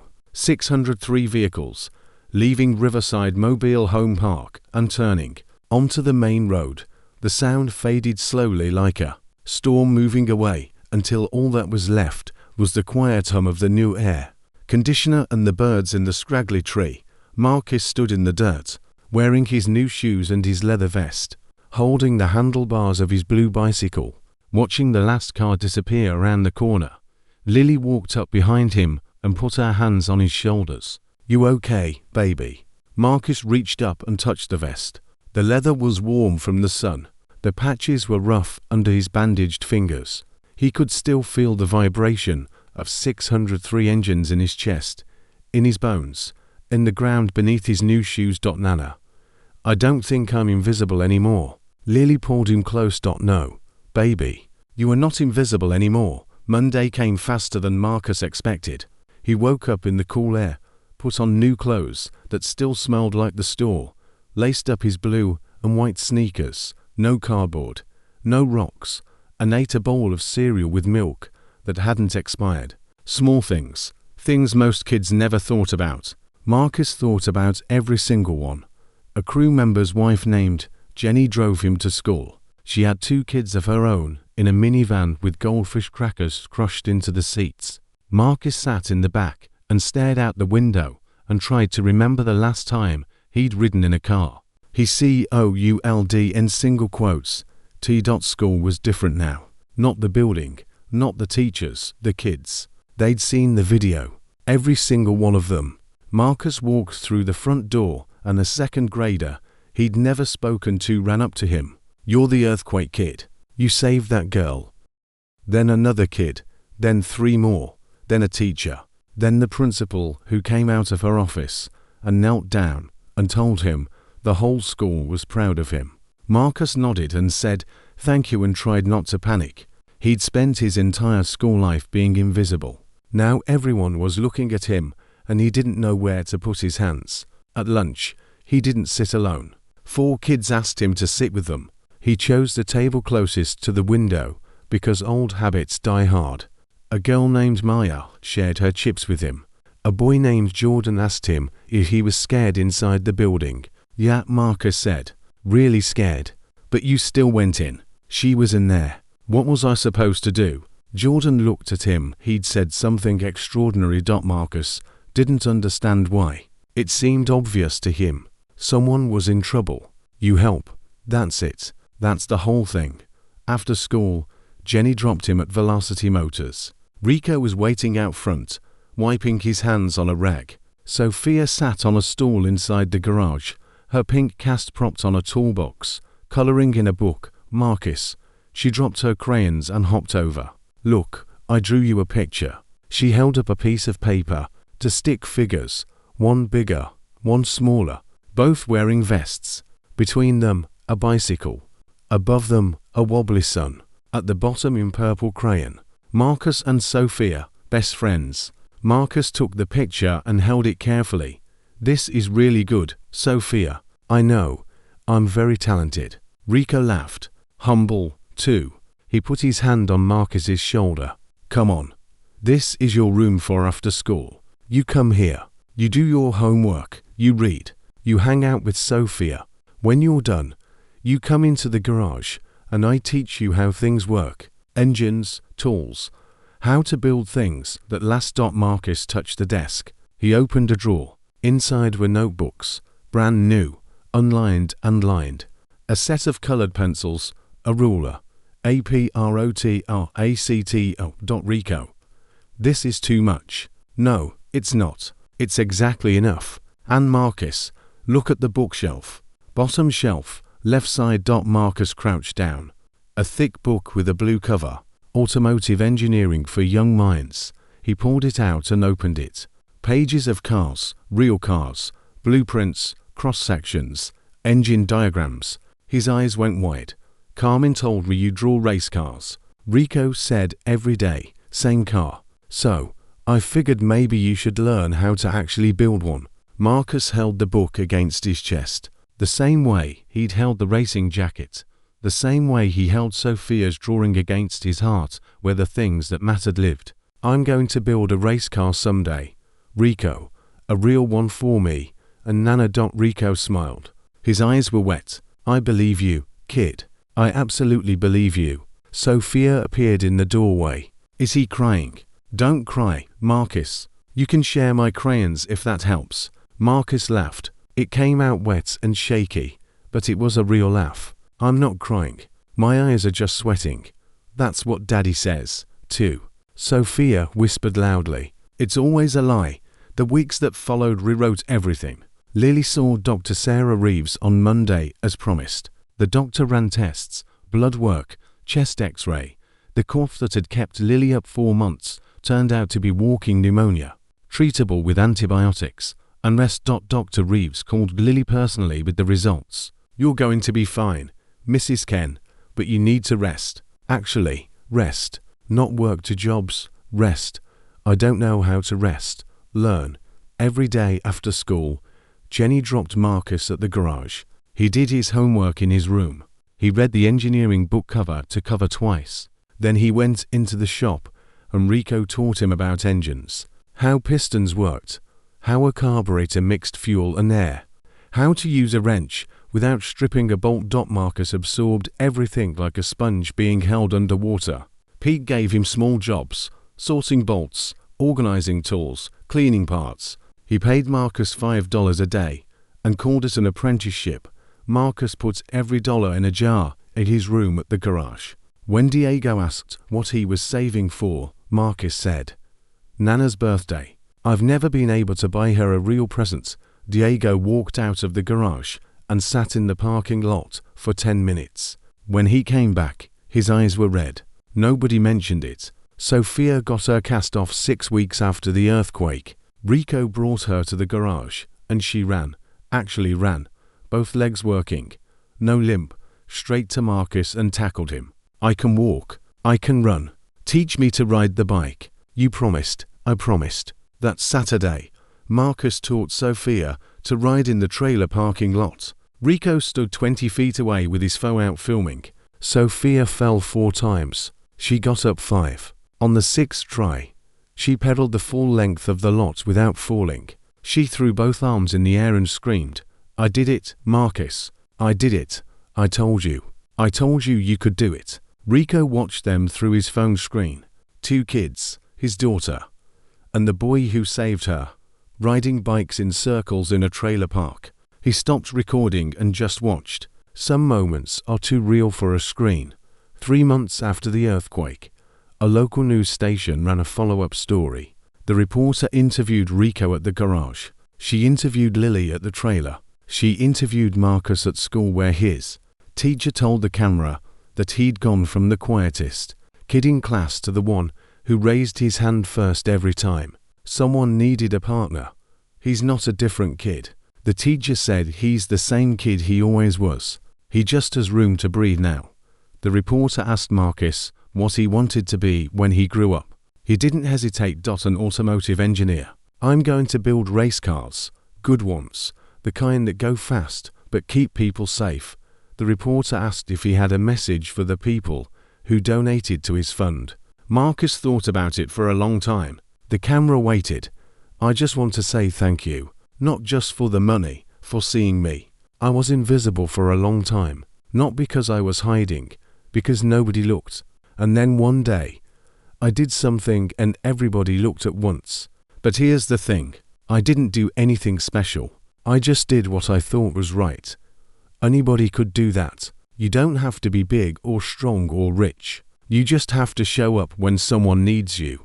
The reporter wiped her eyes off camera. The cameraman had to pause for a moment. 6 months after the earthquake, on a cold February morning, Marcus walked into the garage, the school, and found Rico sitting at his desk with an envelope. Rico looked different, quiet, almost nervous. "Sit down, Marcus." Marcus sat.